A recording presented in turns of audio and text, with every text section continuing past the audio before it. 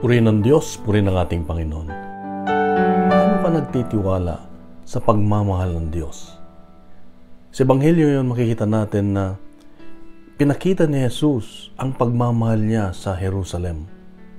Na kung saan kahit pinapatay ng mga tao ng kanilang mga ninuno, ang mga propetang mga nauna, ay pilit niya pa rin itong kinukupkop na parang isang inahing manok. Nagbabaka sakali na sila ay magbago at sumunod sa Diyos.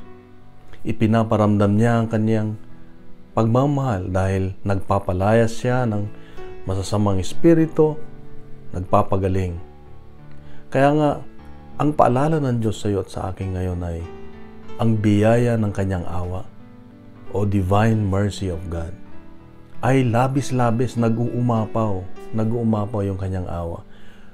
Kung hindi mo mapatawad ang iyong sarili dahil sa mga nagawa mong pagkukulang o kasalanan, kung hindi natin kayang aminin o patawarin ang ating sarili, nandyan ang Diyos na mas higit ang kanyang pagmamahal kaysa sa ating mga pagkukulang. Kaya kapatid, kung sa tingin mo ikaw ay napakasamang tao, bumalik tayo sa Diyos. Dahil siya ay parang isang inahing manok na laging naghihintay, laging nandyan para protektahan tayo sa gawain ng demonyo, sa gawain ng mundo. Tayo ay kanyang ililigtas.